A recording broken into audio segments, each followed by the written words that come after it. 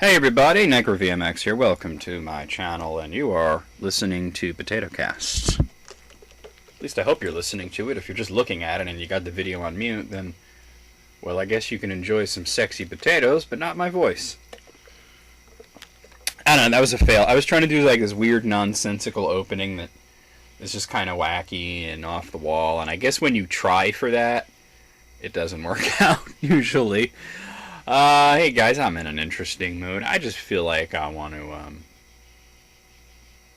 punch a baby in the dick. Not literally, but, it's been a rough week. Let me, God, I have so much shit I want to talk about. Part of what I want to talk about is what happened last week and why I didn't do Potato Cast last week, why I didn't do a movie review last week, why the weekend videos just basically didn't happen at all last week. I also want to talk about a slight change I'm going to be making to the video schedule, nothing major. And even though I really don't want to talk about it, I think I'm compelled to talk once again about fucking McJuggernuggets. Because he's at it again, guys. He's doing it again. He's doing it all over again. I will get to that. That's probably going to be the last thing I talk about. So if you're one of those people who saw the word McJuggernuggets in the title, and you're just here just for that, you might want to skip ahead. But first thing I want to do, before I talk about anything, is, I'm completely unprepared for this, read your questions and comments from not last week, but last episode. So just give me, oh god, bear with me while I bring that up. I haven't even eaten, I just got back from Wendy's. I had some fries, and I love that Goldwave is prompting me to update while I'm in the middle of a recording, so no, because that would ruin the recording, obviously. Here it is. Okay, last time I talked a lot about Nintendo, the cease and desist that they sent out against Metroid, another Metroid 2 remake project, which by the way, guys, for anybody who's reaching out, I do have it, and I will plan on playing. I'm not sure that I would let's play it, but for anybody that is like saying, "Oh, I have it. Do you want it?" That's great. I thank you for the thought, but I do have it. My friend Hugh actually hooked me up, and yeah. So let me get your questions and comments. I talked about also random things and whatnot. So let's see.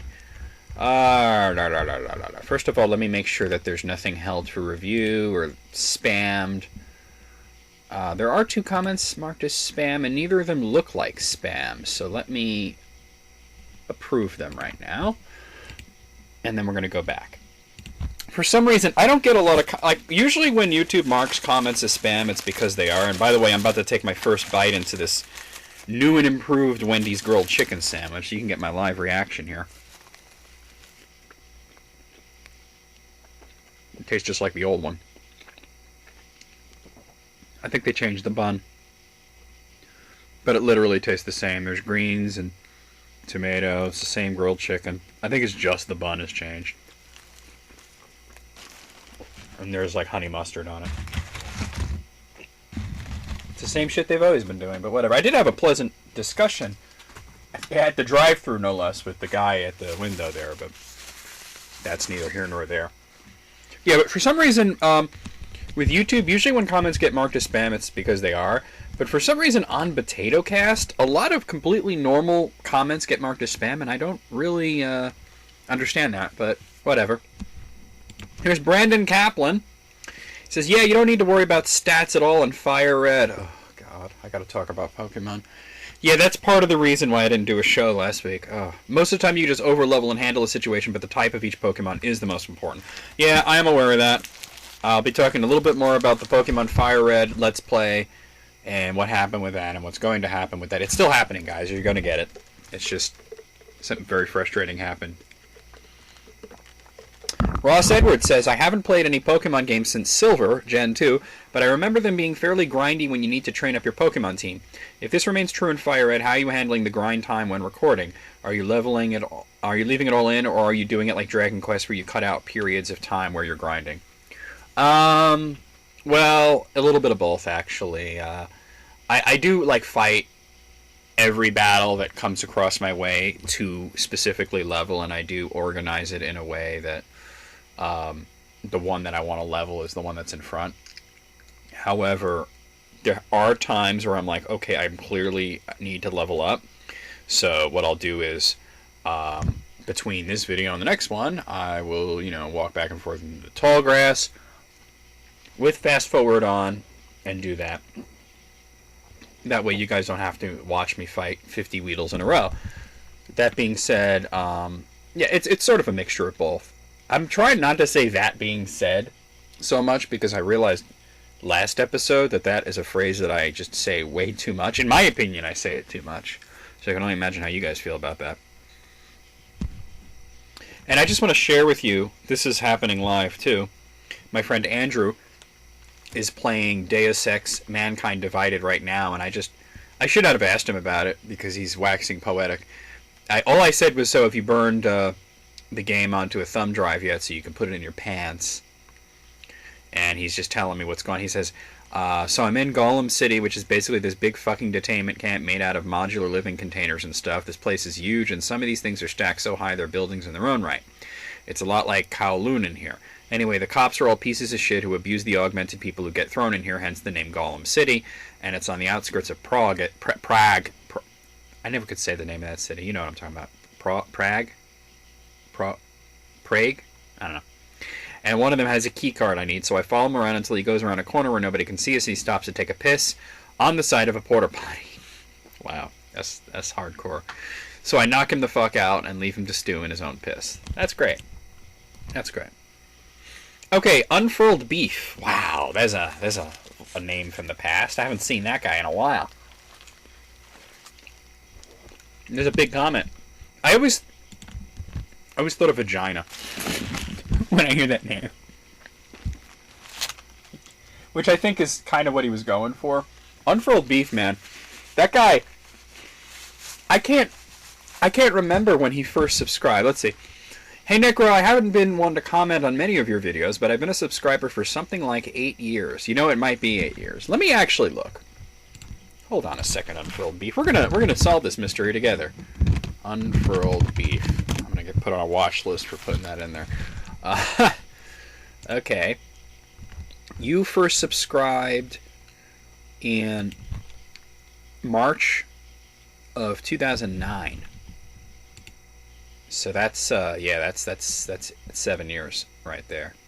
That's a hell of a thing. Wow. Well, thanks for sticking around for so long. I know you don't comment much, but let's see what you have to say today, or rather 5 days ago. In the last 2 weeks is when I've just really started listening to Potato Cast. I'm finally caught up.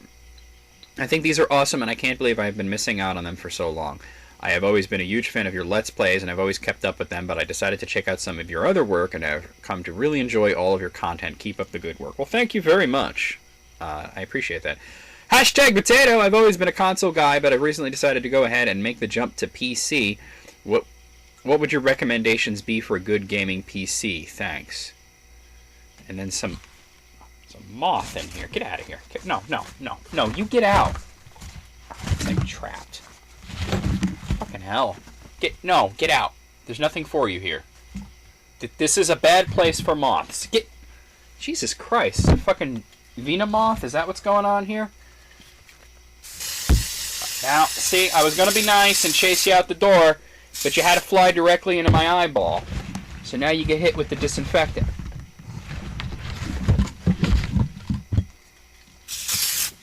Get out of here, you I should get legitimate bug spray, so I'm not spraying disinfectant always.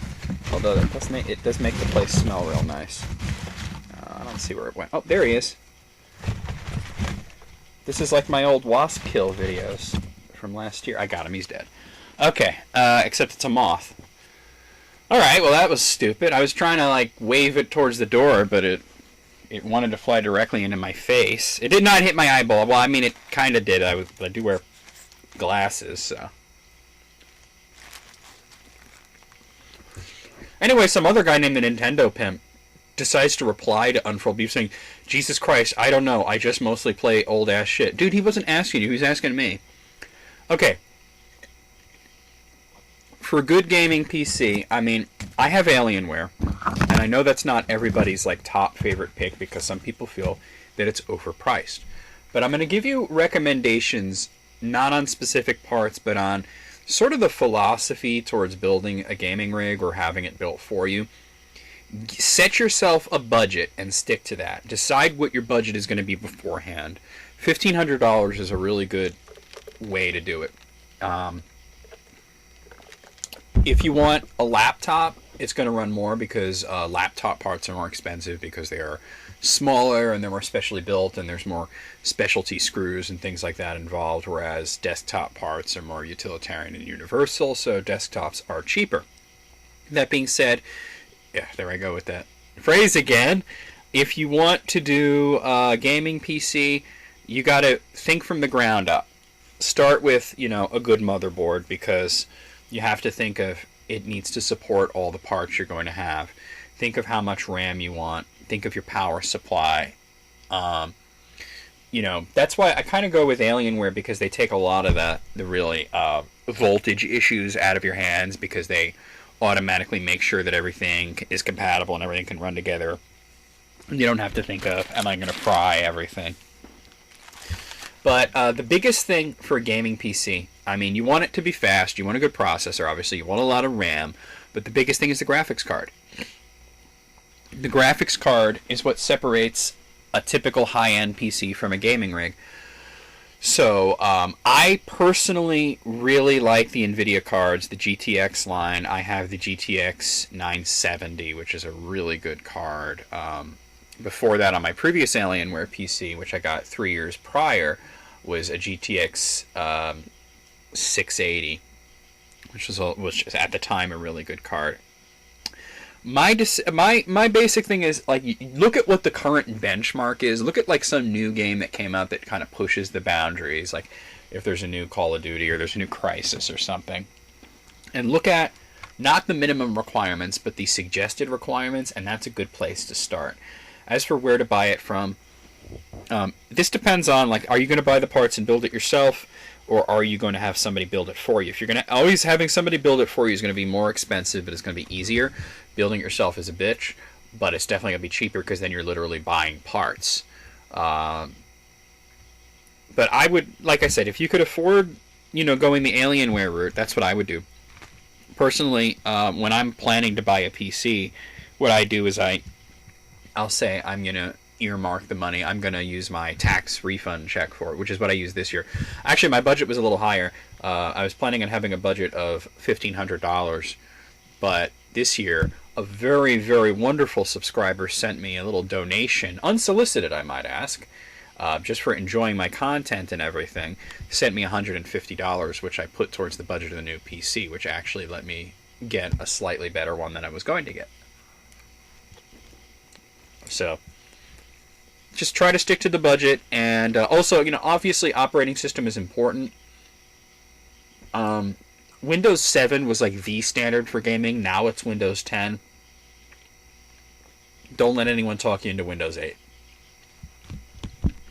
Okay, Captain N says, I see what you mean, Necro. Even though I just happen to have my own opinion about movies, by the way, I heard that... No, he's talking about the whole Beetlejuice thing. By the way, I heard the same rumor as well about Tetris becoming a movie, and yeah, I thought y'all were joking. I really did. I thought like the Tetris movie comment was a nonsensical thing that somebody left, like how would a Tetris movie work, and I was like, it wouldn't.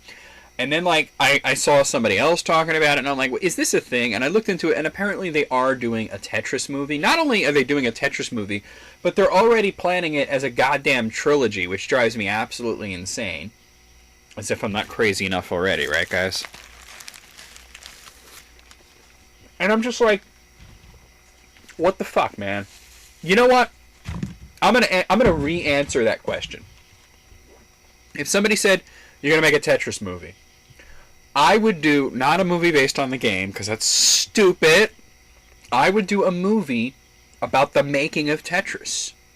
Not a documentary, but like a biopic about the three guys who created Tetris. Is a really, I mean, the backstory behind how Tetris was created and the fallout from, you know, the fact that it was created in the Soviet Union and how nobody got paid right away, and then there was one guy who got screwed over, and there was actually a murder-suicide that happened later on. I did talk about it in one of my Urban Legends of Video Gaming, or maybe it was Clear and Confusion, I forget. But, yeah, the story behind Tetris is arguably more interesting than the actual game.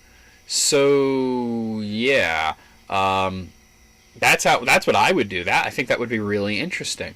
As for an actual, like, movie based on the game, I'm sorry, but it's going to be dumb. I think that maybe if they go for, like, really kitschy, dumb on purpose kind of thing, it might make money, but I feel like this is going to be, you know, like Angry Birds again. Like, didn't they make an Angry Birds movie? That kind of came and went, nobody gave a shit. Not everything needs to be a damn movie. Anyway, let me continue reading his comment. I was thinking the same thing, because I just don't see how making a movie out of Tetris would work, because it's just a game of falling blocks. I remember an episode of Board Games that James Rolfe did. He reviewed video games that got made into board games, and one of them actually happened to be Tetris, which I thought was odd. Anyways, I'm thinking of getting a Wii U, and was wondering what games you would recommend for it. Dude, I don't have a Wii U. Everybody keeps asking me about Wii U recommendations. What's your favorite game on the Wii U? What do you think of this Wii U game? I don't have it. I'm actually kind of waiting on seeing if the NX is going to have any kind of backwards compatibility. And yes, I know the rumor is that it's going to be a cartridge-based system, but that doesn't mean that it won't have a way of playing NX discs, or maybe using downloads to play, not NX, Wii U discs, or downloads to play Wii U games, because there are a handful of games that I want to play, but I can't make recommendations based on... I could tell you that I really like Hyrule Warriors because I'm playing it on 3DS. But you got to think of it as being not a Zelda game, but you got to think of it as being a Dynasty Warriors game that's about Zelda, but it is pretty fucking cool. Let's see. I was thinking to get, of course, Smash Brothers on it, and then NES Remix, but as for more titles, I really need some recommendations. I mean, the titles that I would get, personally, if somebody gave me, like, here's all the money, get a Wii U and a bunch of games, I would be like, alright, Pikmin 3, Smash Brothers, obviously, Super Mario 3D World, definitely. Looking forward to that new Paper Mario game. Hope it comes to NX as well, because I kind of want to skip out on the Wii U. Xenoblade Chronicles X, just because I love the first one. But, yeah. Green Goblin says, I still say you could have rocked a Nuzlocke run fairly well. Well, you're going to find out a little bit more about what happened on my Pokemon run in a little bit. The Mogul Master says, oh wow, by the time of this episode, I just beat the second to last... Oh, I think you mean beat. The second to last boss in Breath of Fire, so that's awesome. I also went to the state fair, but it was way too hot, couldn't see any bands or go on any rides. All I saw was livestock and plenty of cow pies to dodge. Besides, all the animals were surly doing it due to it being so hot. That just sounds unpleasant. Or maybe the animals were... I'm about to be mean. Maybe the animals were a little surly because you were trying to touch them inappropriately. Alright, I'll give up on that. I'm not going to make any more jokes about that. Now to my two questions. I gotta click, read more here. Do you have any interest in Sonic Mania? Me personally, my views are a little mixed, but since it's a sequel to Sonic Generations, and I like Sonic Generations, I think you're a little confused. Sonic Mania has nothing to do with Sonic Generations. Sonic Mania is a 2D, 16-bit, chic sort of video game that looks absolutely fantastic. Absolutely interested in that. They're doing another Sonic game that is a sequel to Sonic Generations. I don't think it has a title as of yet. I am not at all interested in that. And he said, which would you consider your all-time favorite Let's Play? Oh, wow. I think honestly, and I know I'm going for the more recent shit, but I think Paper Mario was my all-time favorite Let's Play. Even though it took an insanely long time to finish it actually was just a little under a year from beginning to end. You guys don't see that, obviously, because you see it uploaded, 4 times a week no matter what. But it did take a year to do that. And partly because I started it and then decided to record other things for other reasons, and then I went back to it, and then there were a couple of parts where I couldn't record for a couple of weeks here and there. And it's just a long game. but I thought that the end result was really good, and I think people agreed. At first, not so much. At first, like, nobody was watching it. I was getting, like, no comments. And I actually brought it up here on Potato Cast and said, you guys need to really fucking watch the Paper Mario Let's Play. It's really good. And then I guess people listened, and they went, and I did get a lot of great feedback on that one. Pretty Punk Boy Gaming says, this might be the weed talking, but I would love to see the Joker as a homosexual cowboy. I believe Jared Leto can do it. I think there's no discussion on that. I think it's definitely the weed talking. Wow.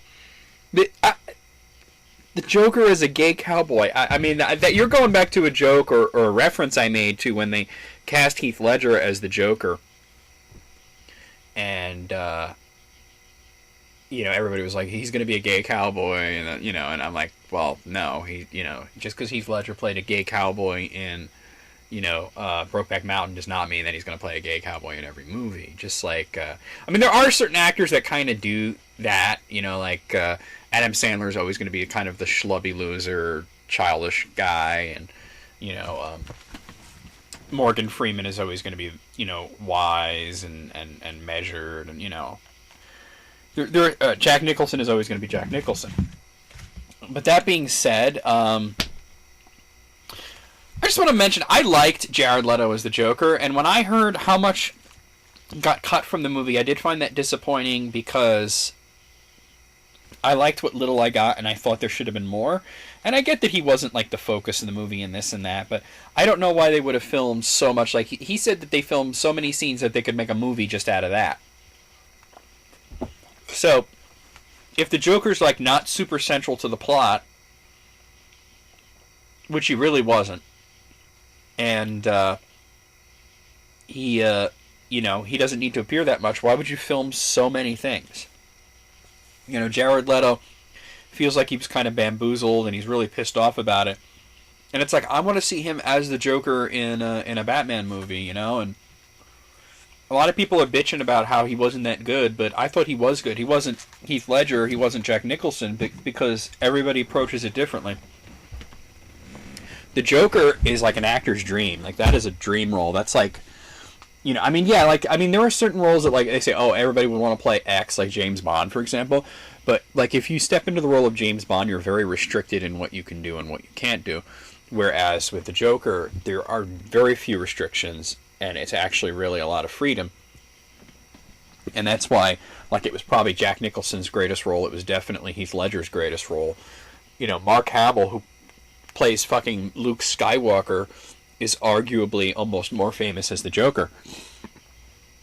As a matter of fact, I actually saw a video recently of somebody at a con was kind of pestering Mark Hamill and asking him to do the Heath Ledger lines, but with his Joker voice. And Mark Hamill was kind of like, he strikes me as a very, very measured, very thoughtful person. And he was saying that, he doesn't really want to do it because he feels that everybody brings something different to the role, and that Heath was absolutely fantastic as the Joker, but it's a completely different thing. It's apples and oranges, where the Heath Ledger's interpretation was very realistic, the Joker in a very realistic world, whereas his interpretation is very comic booky and very cartoonish. And they're both great for different reasons, and I think they're the two best Jokers out there. But then, the guy was being a real pain in the ass. He's like, could you just say, why so serious? And he did do it. Why so serious? Wow, I usually do Hamill's Joker way better than that. That was terrible. Why so serious? I can't do it today. All right, well, anyway, yeah, it was definitely the weed talking. I'm moving on. Jay Smith says, #potato. On the subject of fan games, do you think it's cool, on the rare occasions that fan gamers get lucky and actually get to make an official game for the series they originally just made a fan project for? A big example would be Christian Taxman Whitehead. I don't know if you've heard of him before, but Taxman is one of the most of the Sonic ROM hacking fan gaming community. In early 2000s, Tax developed an engine that would allow him to make Sonic fan games that actually match the physics of the classic Sonics. In 2009, Tax used this engine, which he dubbed the Retro Engine, to rebuild Sonic CD from scratch and put it on a mobile device. Where Tax lucked out was that he went on a limb and pitched it to Sega, and Sega was actually impressed and hired Tax to make an official release of his project. Later, Taxman brought his friend Simon Stealth Thornley, one of the founders of Sonic hacking community and known for Knuckles and Sonic 1 and Sonic Mega Mix hacks, on board, and they would use Retro Engine to make official mobile rebuilds of Sonic 1 and 2, which are considered to be the definitive versions of the old games, which brings us to Taxman and Stealth's most recent step forward, the upcoming Sonic Mania. From what I understand, Taxman, being a fan of old-school Sonics, has been itching for a long time to take matters into his own hands and use the Retro Engine to give people a new 2D retro-style Sonic game that's actually fun, especially since Sega has dropped the ball so many times. So after building up a good relationship with Sega, he finally went out on a limb and pitched Sonic Mania to them. Once again, Taxman lucked out and they actually approved to officially back and publish it. A lot of the hype for Sonic Mania is coming from the fact that Taxman is Stealth developing it. I had no idea, to be honest with you. I just think it looks good. Due to both of them having a good track record and tons of respect from the community, a lot of Taxman and Stealth's friends and followers in the hacking community who have known them since their early ROM hacking fan game. I'm sorry, guys. I'm having a hard time reading this. Not because the comment's bad or anything. I think it's great. It's just my eyes are tearing up because I'm just, this last week or so, I've been having bad allergies. Let me just wipe my eyes there. Okay. In many ways, Sonic Mania is a dream come true for Taxman, Stealth, and people who have been dreaming of the day when Sega would finally put them in charge of making a Sonic game. This kind of thing can backfire. It kind of happened with Final Doom in a sense, but I think it can work out well. I mean, Street Fighter 4 was kind of the result of that. Civilization 5 was the result of that. Street Fighter 4 was created by somebody who was a big Street Fighter fan, and this was created at a time where Capcom was very uninterested in doing anything related to Street Fighter, and he managed to put together a project that got their attention, and then all of a sudden it blew up and became a big thing. What was the other game? Oh, Civilization 5 was created by someone who was a huge name in the modding community for Civilization 4. So, yeah. It could backfire, but I think when it happens, it's really cool. I think that happens in a lot of media. Like, if you look at comic books, a lot of the comic books are drawn and written by people who were fans of those same comics growing up. So, and it's funny because sometimes you can go to way old comics and find letters in the back from people who are now creators. That's kind of interesting. Like, there was a little anecdote about Jeff Johns, who he's mostly known as a writer at DC. He's also a creative director, along with Jim Lee. And Jeff Johns is the guy who would revitalize, franchises that had issues like Teen Titans, Aquaman, Green Lantern, Flash, Superman. He revitalized a lot of those, and he had this theory about wouldn't it be cool if Superboy was he was not only a clone of Superman because there was other genetic material in there, but wouldn't it be cool if the other genetic material was Lex Luthor? And they were like, oh, that's great, but that's not what we're doing, and they did something else. And then he became a writer, and that was like the first thing he fixed, and it was one of the most well-received changes that he made at the time. So things like that happen. I'm going to move on. Yeah, anime fans, hashtag PotatoCast. Numbered questions. Number 1, speaking of fan-made games, what do you think of Moemon, aka little girls cosplaying as Pokemon? I'm really sorry that you told me that exists. I'm going to be honest with you. There are things that I'd rather not know, and that was one of them. I'm not okay with that. Especially if it's called Moemon. If it's not just cute thing, like if it's not just a kid who's into Pokemon, who's like, I'm gonna dress up as Pikachu or whatever, and that's like, oh, that's adorable, and then grandma takes a picture, puts it on Facebook, that kind of thing. But when you put that word moe in there, I know that there's like a whole sexualization angle to it, and that's just gross. Number 2, have you seen Doug Walker, aka Nostalgia Critic's review of Ghostbusters? What do you think of pros versus cons? Okay, haven't seen Ghostbusters, haven't seen any reviews of Ghostbusters other than glancing at Rotten Tomatoes. Not a fan of Doug Walker. Don't watch his videos. I think I covered it all right there. Number 3, finally, just randomly asking, what is your opinion on Lego superhero games, aka Marvel and DC games? Don't think I've played very many of them. I think I played a Lego Batman game at one point, but I find that the Lego games in general are really good. I think that, yes, they are kind of all the same thing, but the charm of it is the characters and the voice acting when there is it, or when there isn't voice acting, just the expressions they use and the creative ways of doing these franchises. I mean, like I said, I know they're doing superhero stuff, but in the past it has been Star Wars and Indiana Jones and Harry Potter and all this other stuff. And I think that, like, I really like even Rock Band had one, although that didn't play like a Lego game, it played like Rock Band, but it was one of the most fun versions of that thing. So there. Also, do you think the DCEU is sort of failing versus the MCU is due to the overwhelming amount of movies based on Superman, Batman, also not being as I think he means good, as the others, and waiting for a good time to have the Dark Knight trilogy started off? I don't think it's failing, so to speak. When you talk about, like, Marvel's got a huge head start here, and they've done an amazing job with their movies. DC's problem is that, they're DC, and they're different. And I think that, I thought Man of Steel was fantastic. I thought Batman vs. Superman was good, not great. And then I saw the Ultimate Edition, and I thought that was great. And that was a mistake not to release that version in the theater. Suicide Squad, disappointing, but ultimately not terrible. I think that then if you go back and you look at, like, the first 3 movies in the Marvel Cinematic Universe, Iron Man was fantastic. And then you look at the second one, which was Incredible Hulk, and that was, good but not great. And then Iron Man 2 was, like, a little disappointing but not bad. So, to be honest, their start is a lot like Marvel's start. It's just that they're under so much scrutiny now because of how far Marvel's come since the beginning. I mean, it did seem kind of at first that, like, Iron Man was absolutely fantastic, and they didn't seem like they were going to come out with a movie that matched that. And now it's like, now we have all these great Marvel movies like Captain America, Winter Soldier, Civil War, Ant-Man I thought was fantastic, Guardians of the Galaxy was amazing. So, and also kind of knowing, another thing is knowing DC's plans ahead of time, because the first time we got a hint at what Marvel was planning was Incredible Hulk when Stark showed up. And it's like, oh, they're in the same universe kind of thing. But, like DC kind of like came out and said, we're doing this and this and this and this and this and this, and they're doing Aquaman and Justice League and Flash and all this stuff. And it's like, yeah, Marvel eventually did come out and lay out a lot of their plans, so we kind of know what they're coming out with.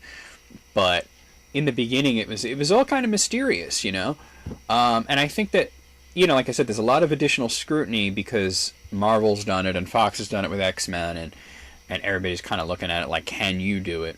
And I think that people just have to kind of approach each movie on its own individual merits. I was disappointed with Suicide Squad, but at the same time, I did walk out of the theater having enjoyed it on a certain level. I did have fun watching it. It just wasn't the movie that I was hoping it was going to be. But that being said, like a lot of people are very quick to point out doom and gloom and say, like one of my friends on Facebook was, like as soon as the Rotten Tomatoes score for Suicide Squad came out, which was something like 26% at the time, he was like, the DCEU is dead. And I'm like thinking like, yeah, because bad reviews always kill franchises. That's why there's no more Transformers movies, right, after the first one, right? It's sort of crazy that people think these way. It's sort of like the attitude that a lot of people have actually towards Nintendo. If Nintendo releases a console like the Wii U that kind of underperforms and isn't doing as well as PlayStation 4 and Xbox One, everybody goes, Nintendo is doomed, Nintendo is doomed. And it's like, meanwhile, the 3DS is practically printing money for them. And, it's happened in the past. It happened with the Nintendo 64. It happened with, not as much with the GameCube, but it did kind of happen, which is funny because the Nintendo 64 sold more than the GameCube. But back in the N64 game, everybody was declaring that Nintendo was dead. They were going to be, it was going to be the last console. They were going to start making games for PlayStation, and it was just they were terrible, and they're never going to bounce back from this. And obviously, they have. And these companies, when a new company comes out and they stumble right out the gate, that can kill it. Right there, they could be DOA, but this, and I know people are thinking of the DCEU as a new thing. I want to point out 2 things. First of all, this is actually the second attempt at a DC shared universe. Green Lantern was actually the first attempt. They were going to do all these different movies based on superheroes and have Amanda Waller, who was not played by Viola Davis, was played by Angela Bassett in Green Lantern, be sort of the linchpin that appears in all these movies. And, you know, she was going to be like, you know, the Nick Fury. And that didn't work out because Green Lantern underperformed and got bad reviews. And here's the thing, Suicide Squad got bad reviews, but it didn't underperform. It actually broke records. So that being said, I'm not worried about it. I'm always looking forward to basically any superhero movie, just because I think they're fun to watch and review and everything, even if it is bad. I mean, right now the one that I'm most looking forward to is probably Wonder Woman, but you know, I try to avoid saying that phrase right there. I was like, oh no, I'm gonna stop it. I think that they're being overly scrutinized and that people should just kind of unclench a little bit. All right, let me move on. Merrick says, #PotatoCast. Have you played or heard of this gem of a game called Lisa the Painful RPG? If not, I think it would be a game you would like. Okay, well, I've never heard of it until you mentioned it. Lisa the Painful RPG sounds like... It sounds really goofy. I'm going to Google this real quick. Okay, Googling it.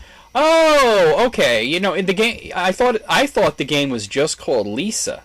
I didn't know that the full name was Lisa the Painful RPG. I have heard of it. I've seen it. I kind of don't get it. Like, not that I don't get the game, but I kind of don't get the big deal. Like, I kind of feel like I did when I looked at Undertale, and I was like, okay, yeah, where I don't get the big deal, but, you know, whatever. I'm kind of not that interested, man. He also says, Fire Red was my first Pokemon game. I'm sure your Let's Play will be a blast. Well, I'll talk about that in a little bit. Oh, last one from SSerpent21. He says, #Potato.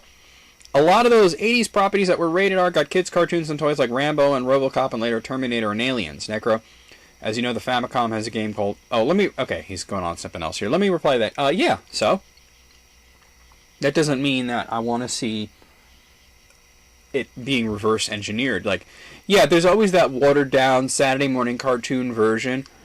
Like, you know, yes, you do RoboCop, and then there was like a RoboCop cartoon, but that doesn't mean that I want to see a live action RoboCop based on the cartoon. You know what I mean? That would be, you know, that would be bad, I think. Although, if we saw a Ghostbusters movie that was like the real Ghostbusters cartoon show, that might be kind of cool. Even though it wouldn't be as good as the original Ghostbusters, it would be kind of cool. But I think that, you know, like, a lot of people forget how adult those movies were, especially like Ghostbusters was, you know, there were a lot of subversive humor in it. And he says, Necro, as you know, the Famicom has a game called Holy Diver, based obviously on the Dio song. Is there a zombie sneak attack song that you think would make a good platformer game, or at least be the good name for a platformer? Wow. Thank you, and have a great day. You too. You know, I think any zombie sneak attack song is a great name for a platformer, because who wouldn't want to play a game called You Have Been Crushed, or 666 Miles of Fecal Matter? These sound like indie games already. Alright. Give me a second, guys. I'm actually going to pause and eat the rest of my sandwich here, and then I'm going to, before the shit gets too cold, and then I'm going to continue. I have actually 40 minutes. Holy shit. 38 minutes and 30 and a half minutes. Wow. Just reading questions and comments. I do like spending time on that, though. But I do have stuff to talk about. But let me pause real quick and eat the rest of the sandwich. Okay. Alright, not a bad sandwich, but I don't see what the big deal is about it being new and improved. Just a different bun. Yeah. I did want to just mention, by the way, that I can't wait for you guys to hear List Critics 2. So I got some fucking crazy lists queued up for that. Anyway, let's talk about what happened, the Pokemon thing, and what happened last week. Okay, I didn't do Potato Cast last week. I didn't do a movie review last week. I didn't do a hell of a lot last weekend because I was really, really super pissed off. Really, really angry. Upset. Not at anybody in particular. Well, kind of at myself. There have been some people online who have helped me get over this a little bit. And I know that sounds over dramatic for something to do with Let's Play, but I'm going to bring up my Let's Play folder, even though this is fucking depressing as hell to bring up. Fucking Windows 10 update kind of changed everything a little bit, but I'm getting used to it. Alright, so here's my folder, Pokemon Fire Red. I have 27 videos in here. that you guys will never see. I lost my save. And it was completely 100% my fault. I was starting up a new recording session, and I went to load the save state, and I accidentally saved the save state, which saved over it. Now, I have actually done that in the past, and I was able to roll the file back to a previous version with Windows Update. Windows Restore, whatever the hell it's called. Wasn't able to do it in this time because everything was done so close together that I hadn't... Like, basically, those 27 videos were recorded in, like, a week, and there wasn't a restore point anywhere in there. So I have to start over. I did try to look into ways to maybe fix it. Like, I looked into save editors and everything, and it was like, it's way too complicated, and I haven't touched the game since. I am going to start it again, but I got so upset about it. I was like, fuck this shit, fuck everything. It would be great if everyone died kind of situation, you know. And I just, like, basically moped. I didn't do shit for YouTube last week because of that. I just uploaded already existing videos. And I gotta start the game over, which is, I guess, not that bad, but 27 videos at about 20 to 25 minutes apiece is a lot of content that you guys are not going to get to see, and I think some of it was very funny. And I'm probably going to be saying a lot of the same shit when I re-record it, but I always want to give you guys that genuine, you know, real first-time reaction to things, and it sucks that I was about halfway through the game, or at least a little bit more than a third through the game, and that happened. And I was just really... I was actually really fucking upset. Not so much because of the of what a pain in the ass it is for me, but because you guys are missing out, and because, like, I felt like a fucking idiot. I felt like, you know... I gotta shout out to Tanya, definitely Tanya, who was very, very sympathetic, and she really felt bad about the whole situation. Tanya is one of the most empathetic people that I know. So yeah, I just wanted to put that out there. Also, you know, a few other people that I know, Armageddon Tom, I think I told him about it. A few other people that I know that are Let's Players, I mentioned it to them, and Payton, talked a little bit about it with him. I feel like, yeah, it sucks, man. It really sucks. Maybe what I'll do is I'll take these 27 videos and I don't want to put them up on YouTube, but I may put them up online somewhere that you can download them and watch them at one point. Let me know in the comments if that's something you'd be interested in, because I feel like wasting it, like just deleting these videos would be really a waste. And I don't like to waste things. But I had a pretty good run going. I had a good team. I mean, I was at the point... I was in Celadon City, and I had... I'll tell you what my team was. It was a Charizard, Gloom.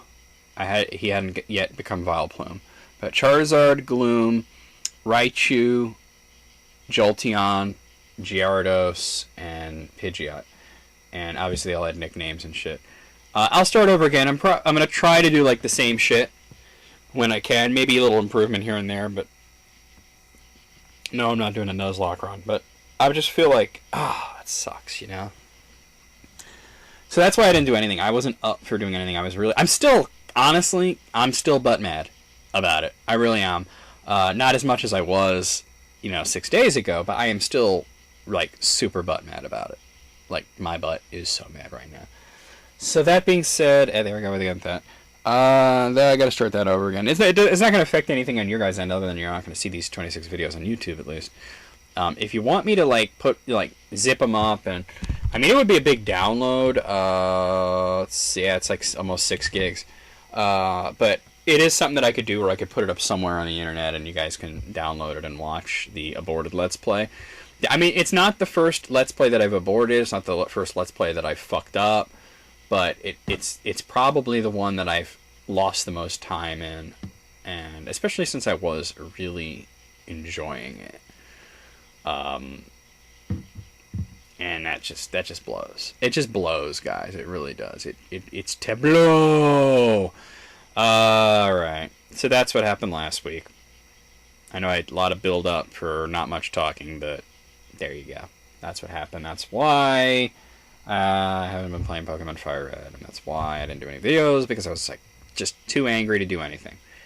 That being said, and there I go. I guess that's my fucking catchphrase. I hate when I become self-aware of something repetitive. Let me talk about McJuggernuggets. This fucking asshole. This guy. The last video I did on him, let me actually bring that up. I believe it was called McJuggernuggets is Done, but he's still a bad person. And I was talking about how he had finished his series, and it looked like he was finished with YouTube for a while, but then he decided to not be done with YouTube. But because there were these rumors going around that he had gotten a job in Los Angeles. Oh, actually, the last video I did, which was a potato cast, was McJuggernuggets Still Exists.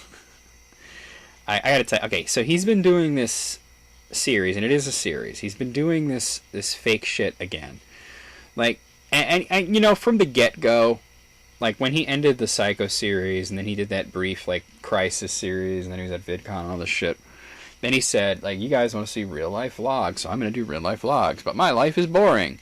And he said that that's why he created these Psycho videos to begin with, because he wanted to do vlogs, but his life was not interesting.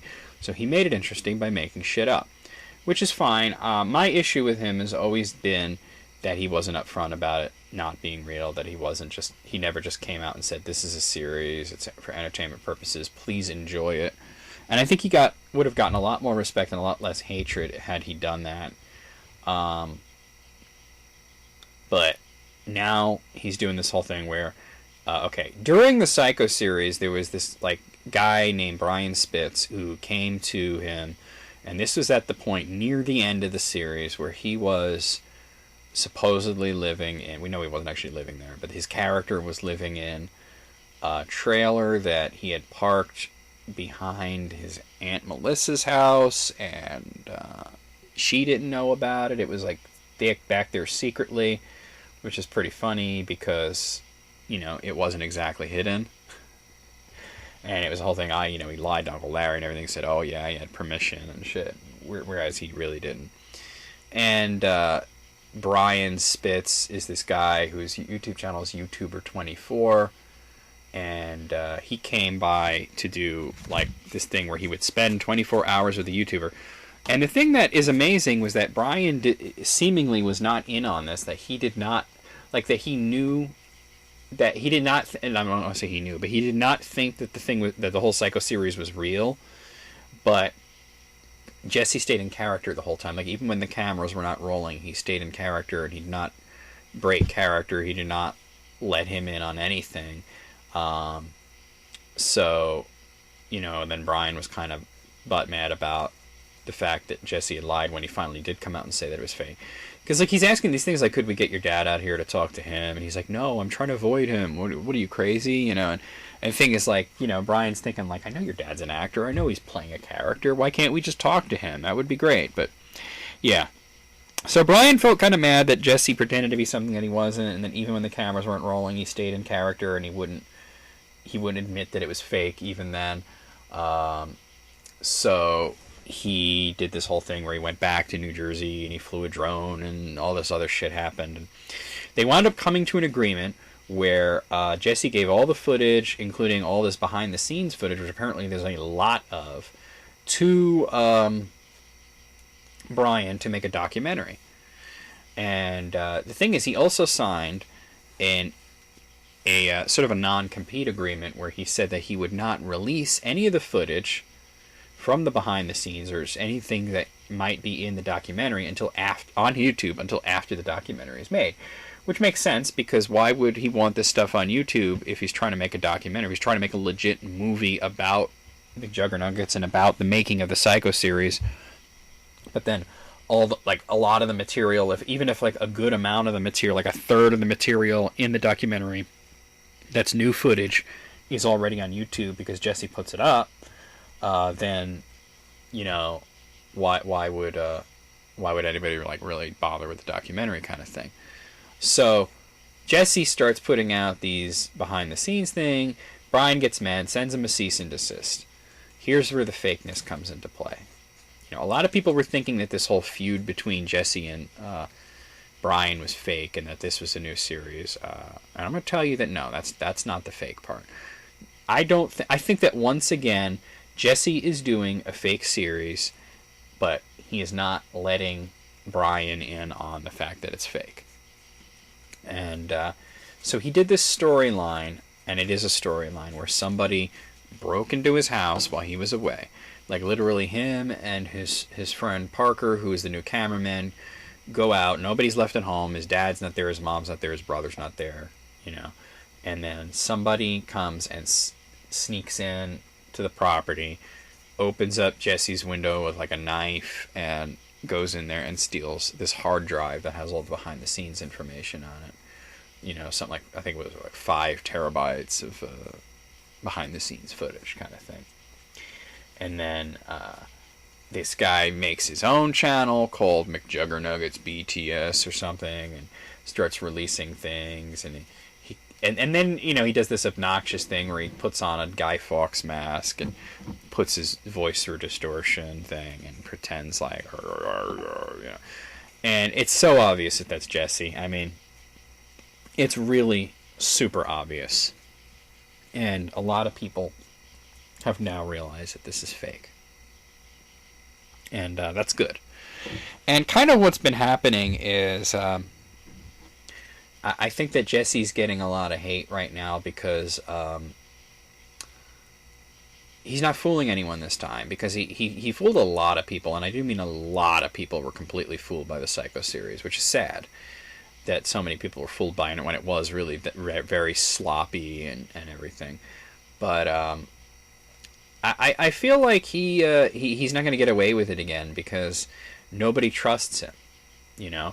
In the beginning of where he was doing vlogs, supposedly in real life, where he said, you know, I'm a very honest person. I'm one of the most honest people you know, which is what makes me good at lying, if that makes sense to you. And I know a lot of people are thinking like, that don't make sense. It actually does make sense. It's not because being honest makes you good at lying, because I don't think he's good at lying. I think he's terrible at it. I think that when you're honest almost all the time, people don't expect you to lie, so you can get away with it. And I think, but the problem is, like most people who are honest, he's not very good at lying. So it becomes patently obvious. But here's the thing. Maybe, you know, Jesse's family and friends, you know, in real life confidence know him as an honest person. YouTube does not. YouTube knows him as a liar and a scam artist. And I know I never scammed anyone, you know, and that. Yes, you did. You know, you did. You did. You made money off of people under false pretenses. You were dishonest to people, and your entire audience was just almost entirely children. They believed it. You know, I mean, there were people who were sending him letters talking about the situations that they had, the very real situations that they had at home with their family, and treating this guy like he's a role model because he steps up to his dad and everything. But where did that wind up happening? You know, it didn't wind up anywhere good. And I always said somebody was going to get hurt or something because of this. And now it's like this Brian guy who's just trying to make a fucking documentary and move on is getting like all this hate from these like annoying kids who, like, somebody threw a Slurpee in his face. This is pretty ridiculous. And just because you won't let Jesse release the behind the scenes. Like, guys, he signed a fucking contract stating that he would not do that until after the thing is done. And here's the thing, you know, you said, well, you know, he didn't know, he signed something he shouldn't have, but that's on him.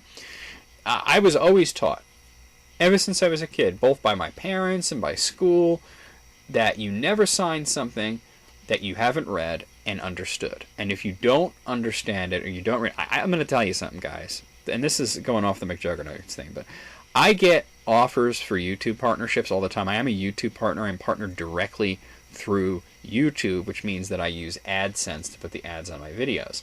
And I get all these networks. They're called multi-channel networks, or MCNs, that come after you and they say, we can do better. You'll make more money with us. We're better than AdSense. And there's so many reasons why I haven't gone with any of these. But here's the thing about them. I will at times entertain the thought of maybe doing it, and I'll speak with these people. And every time I have, it comes down to they give me a contract to sign. And I always say the same thing. I'm going to have my attorney look at it. Because contracts use not regular English, they use legalese, as Tanya likes to call it, legalese, and I'm going to go with what Tanya says because she deals with this stuff all the fucking time. And they don't use normal English. They use legalese because that's the way it has to be, not because they're trying to fool anybody, but because that's the stuff that will hold up in court. That's the stuff that will protect both parties. So what happens is you have a lawyer look up at your contract, and they will break it down for you, and they will tell you what is good about it, what is bad of it, and they will give you advice whether or not you should enter into that agreement. Now, I've had some of these multi-channel networks where I'll talk to them, and I'll say, give me a sample contract that I can show my lawyer. And they will say, nothing. I will never hear from them again, and that's when I know that they're full of shit. Because if you don't want a lawyer to look at your contract is bad. Because they don't get back to me. They never get back to me. I will not sign something unless I've either read and understood it or had a lawyer read it and interpret it into human language for me.